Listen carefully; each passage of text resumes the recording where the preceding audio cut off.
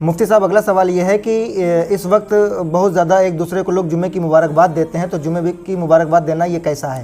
جمعے کی مبارکباد یہ بتاؤ کس نبی نے دی، صحابہ نے دی، فقہاء نے دی، محدثین مجتہدین کس نے دی؟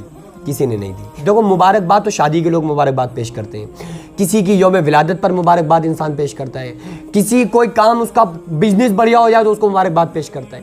تو جو جمعہ ہے نا، تمام دنوں کا جمعہ سردار ہے۔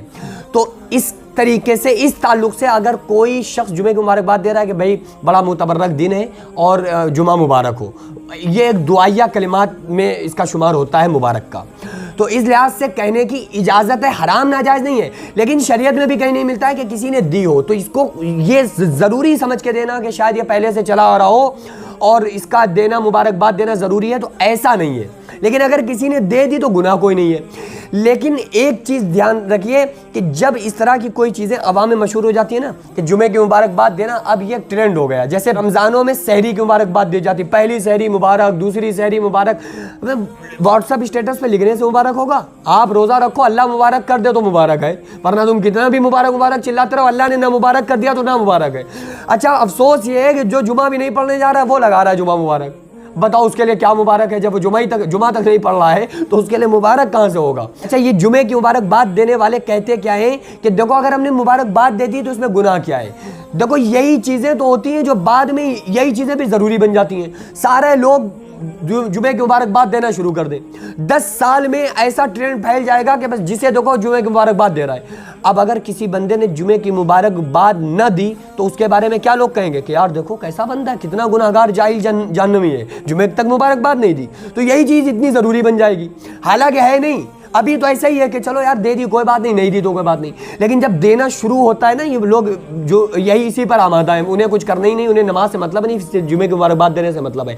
تو 10 سال کے بعد یہ ایسا فیمس ہو جائے گی یہ بات کہ جو مبارکباد نہیں دے گا پھر اس کو غلط سمجھا جانے لگے گا۔ اس لیے ان چیزوں سے پرہیز کرنا چاہیے کہ جو قرآن حدیث میں نہیں ہے تو اس کو کرنے کی بیگار میں ضرورت کہ آپ نے نماز جمعہ ادا کر لی، جمعہ مبارک ہو گیا۔ بہرحال میں یہ فتویٰ نہیں لگا رہا ہوں، اگر کسی نے دے دی تو کوئی بات نہیں، لیکن وہ یہ نہ کہا کرے کہ میں نے ایسا کر لیا تو اس میں گناہ کیا ہے۔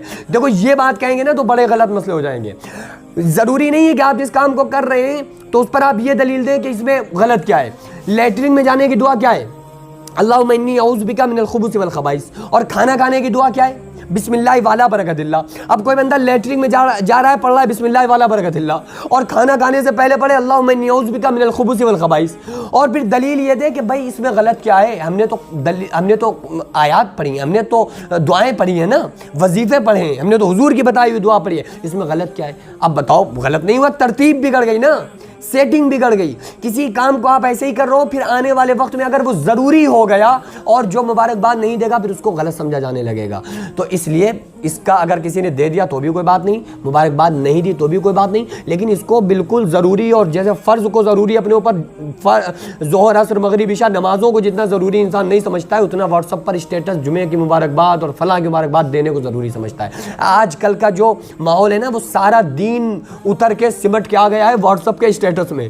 وہ بس سارے واٹس ایپ کھیل رہے ہوتے ہیں کہ وہ انہوں نے فلاں مبارکباد پیش کر دی واٹس ایپ اسٹیٹس پہ، انہوں نے اس چیز کی مبارکباد پیش کر دی واٹس ایپ اسٹیٹس پہ، نہ نماز سے مطلب، نہ قرآن سے مطلب، نہ دین اسلام سے مطلب، بس مطلب ہے تو صرف واٹس ایپ اسٹیٹس لگا لیا تو یار دیکھو بڑا بڑھیا آدمی ہے، اور واٹس ایپ پہ اسٹیٹس نہیں لگایا تو بڑا برا انسان ہے۔ تو یار یہ واٹس ایپ اسٹیٹس کے بارے میں پوچھا جائے گا، اللہ تمہارے واٹس ایپ اسٹیٹس کے بارے میں نہیں پوچھے گا، اللہ قیامت کے دن تمہارے اسٹیٹس کے بارے میں پوچھے گا کہ تم کیا کر کے آئے ہو، تمہارے واٹس ایپ اسٹیٹس پہ کیا رہا، اس سے اللہ کو اور فرشتوں کو قیامت کے دن مطلب نہیں ہوگا۔